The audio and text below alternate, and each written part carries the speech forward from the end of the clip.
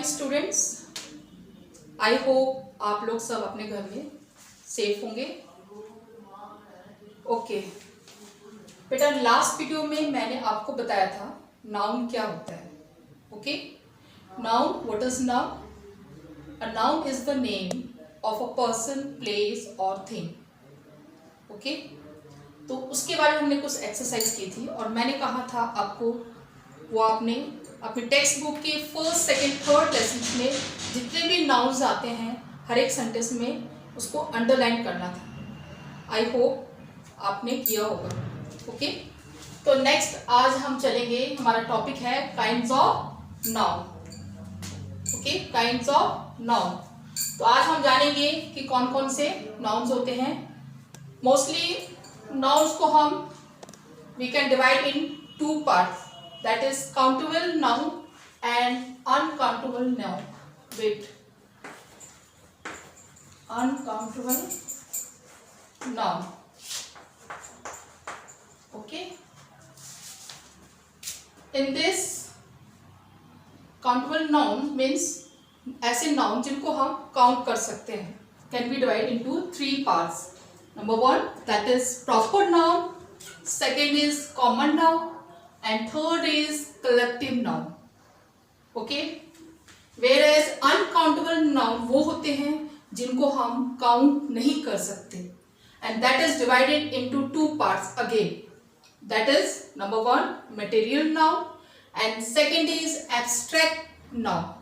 Okay, so I can say noun can be divided into five parts. Okay, number one proper noun, number two common noun, number three collective nouns, number four material noun and last that is abstract noun.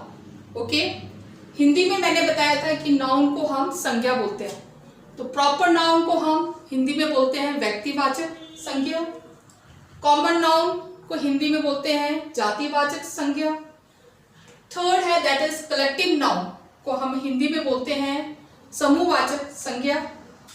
Okay, whereas uncountable noun में material noun को हम हिंदी में द्रव्यवाचक संज्ञा बोलते हैं, abstract noun को हम भाववाचक संज्ञा बोलते हैं। ओके, तो आई थिंक आपको आज समझ में आ गया होगा कि नाउन के कितने काइंड्स होते हैं। Nouns have now 5 kinds of noun, that is proper noun, common noun, collective noun, material noun and last that is abstract noun. आज बेटा हम सिर्फ पढ़ेंगे प्रॉपर और कॉमन नाउन, ठीक है, वन बाय वन हम जाएंगे। तो आज हम सिर्फ 1 and 2 that is proper and common noun पढ़ेंगे and what is the difference between this two nouns उसके बारे में जानेंगे। Okay, so first one that is proper noun. ठीक है, तो आपको इस वर्ड से ही पता लग रहा है कि प्रॉपर मतलब किसी स्पेशल, कोई स्पेशल नाम होगा किसी भी, चाहे वो person, thing, that will come under proper noun. Okay, so I can say the noun which denotes a proper person, place or thing. Means proper noun में वो nouns आते हैं जिनके special names होते हैं, चाहे वो place का हो सकता है, किसी person का हो सकता है या कोई thing. For example, here I am writing some example. New Delhi is the capital of India. Okay, here I have written New Delhi is the capital of India. New Delhi जो है India की capital है। So here noun बताओ जरा कौन कौन से हैं। फर्स्ट है New Delhi and India and capital, but we are talking about proper noun. As I told you, proper noun जो होते हैं वो स्पेशल नेम्स होते हैं नाउन की। ओके, तो न्यू दिल्ली जो कैपिटल है, ठीक है, is a special name given. ठीक है, तो न्यू दिल्ली जो है is the capital of India, so this is proper noun and India is the special name of a country, that is India, so that is why this is known as proper noun. Okay, next sentence, for example, if I am talking about the Ganga river.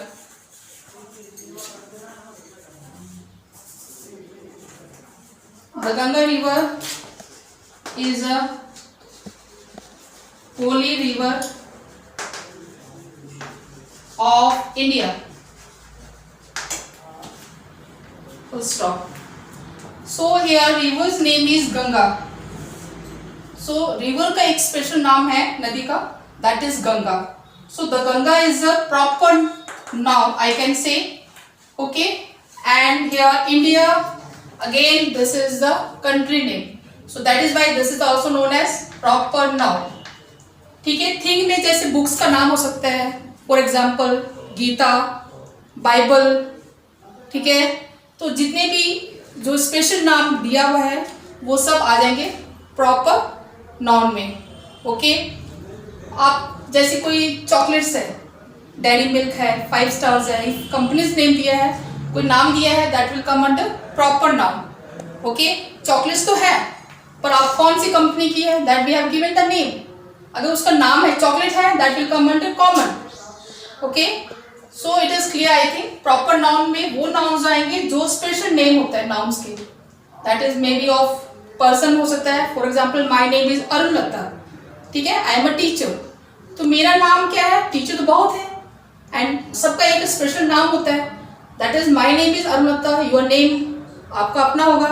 ठीक है, तो हर एक आदमी का अपना अपना proper एक noun होता है, नाम होता है, that will come under proper noun. Okay, and teacher जो है कॉमन है, टीचर तो कोई भी हो सकता है. तो कॉमन नाउन में वो नाउन्स आते हैं जो कॉमन होते हैं. फॉर एग्जाम्पल, ठीक है, तो इतना आई थिंक क्लियर हो गया होगा कि प्रॉपर नाउन क्या होते हैं. अब हम चलेंगे कॉमन नाउन. ओके, नाउन है that is common noun. Okay, तो कॉमन नाउन क्या होता है बेटा, the noun which denotes common person, place और थिंग. ओके, जो कॉमन होते हैं वो सब आते हैं common noun. Okay, for example, my school has a garden. Okay, here noun है that is school and garden. Okay, I am not written my school's name. Okay, here only school. तो school तो बहुत सारे हैं. ठीक है, तो कोई पर्टिकुलर नाम नहीं दिया है, तो that is why this school जो है word that is common noun. तो आपने CN करके ऐसे अंडरलाइन करना है. एंड हियर अगेन गार्डन, कोई इसका स्पेशल नाम नहीं है, only garden. So this is again a common noun. Okay, next है example I am writing, Ram is a good boy. Okay, he has a big toy. Okay, here Ram is a good boy. Here Ram is a boy. Okay, so this is not a common noun क्योंकि इसका नाम है boy का. So this is proper noun, but boy जो है that word is a common. Okay, again he has a big toy. So this is also a common noun. Okay, next sentence,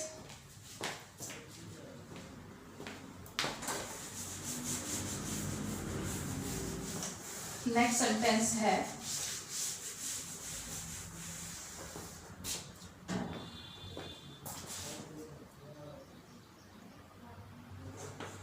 he lives in a big city.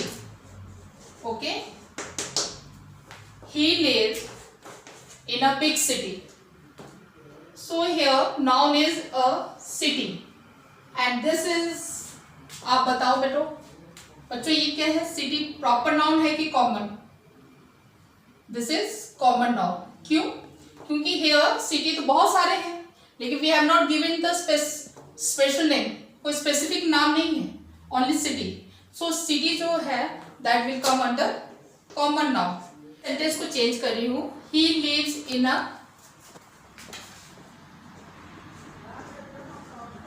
A Nagpur city. Then Nagpur is the name of a city. Okay, so Nagpur is a proper noun and city is a common noun.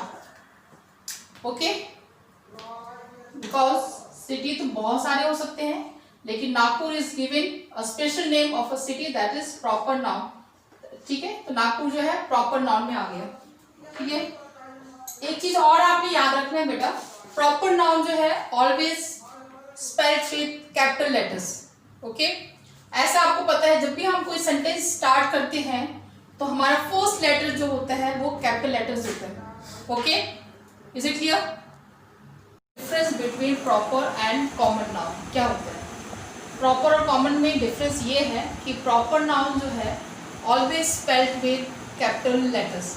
ठीक है, sentence ऐसे तो हम जब भी कोई sentence start करते हैं तो हमारा फर्स्ट लेटर जो है वो कैपिटल लेटर ही होता है, लेकिन प्रॉपर नाउन सेंटेंस के किस अगर बीच में कहीं भी आता है यू हैव टू राइट जो उसका जो प्रॉपर नाउन जो है फर्स्ट लेटर जो है आपने कैपिटल लेटर में ही लिखना है।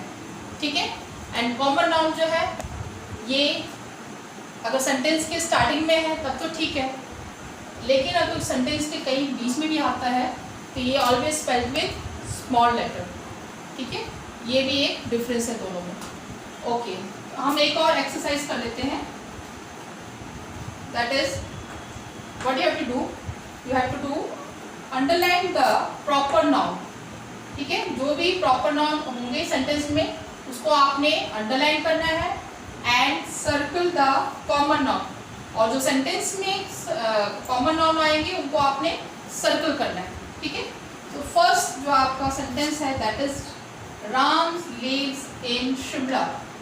ओके, फर्स्ट सेंटेंस है राम लिव्स इन शिमला। ये हमारा नाउन है Ram and second is Shimla. तो Ram is the name of a boy. ठीक है, तो ये स्पेशल नाम है इसलिए this will come under proper noun. Shimla is the name of a city place, तो it's a special name. Okay, so again this will come under proper noun. As I told you कि proper noun जो होते हैं वो special नाम होता है, चाहे वो किसी का पर्सन का हो, प्लेस का हो, चाहे वो थिंग का होगा। So Ram lives in Shimla, here Ram is a proper noun and Shimla is also proper noun. Now next sentence है Geeta has a dog, her dog's name is Tommy. Okay, in this sentence Geeta is the name of a girl. Okay, dog is the name of animal and dog's name is Tommy. In this sentence there are three nouns, that is Geeta, dog and Tommy. Here Geeta is the name of a girl. Okay, so this will come under where? Proper noun. Dog is the name of animal, so this will come under common noun, and Tommy is the name of a dog. Okay, Tommy is the name of a dog, so again Tommy is a proper noun and dog again here this is common noun. Is it here? Now third sentence is my school's name is Silver Bell School. Here school is this is a common noun and school's name is given here Silver Bell School. As I told you किसी चीज का नाम होगा तो वो आते हैं that is proper noun. इस स्कूल का नाम है Silver Bell School, special name given, so again this will come under proper noun. Okay, and here this school is a common noun. Next sentence, that is Radha is a good girl. So Radha is the name of a girl, so this is proper noun and girl. ठीक है, and this will come under common noun. So बेटा आज हमने पढ़ा kinds of nouns में, ठीक है, there are two types of noun, that is countable nouns and uncountable nouns. ठीक है, countable nouns again divided into 3, that is proper, common and collective nouns. And this uncountable noun divided into 2 parts, that is material noun and abstract noun. आज हमने सिर्फ इतना पढ़ा कि proper and common noun क्या होते हैं. ठीक है, नेक्स्ट वीडियो में हम कलेक्टिव नाउन्स के ऊपर जाएंगे वन बाय वन, इसके अगले हम इन पे जाएंगे. ठीक है, तो आपने एक अगेन एक्टिविटी करनी है अपने जो चैप्टर्स है आपके टेक्स्ट बुक के सेकेंड एंड थर्ड लेसन के. सेकेंड एंड थर्ड लेसन में आपने वो चैप्टर रीड करना है और हर एक सेंटेंस में जो भी प्रॉपर एंड कॉमन नाउन आते हैं, what you have to do, you have to do find out the proper noun, you have to underline and write the PN means proper noun. अगर वो कॉमन नाउन आता है sentence में तो उसको आपने सर्कल करना है. ये एक्टिविटी आपने सेकेंड एंड थर्ड लेसन जो आपके टेक्स्ट बुक में है उस पर करना है. ठीक है, ताकि आपको और क्लियर हो जाए. नेक्स्ट वीडियो में हम चलेंगे collective noun. Till then have a good day, bye.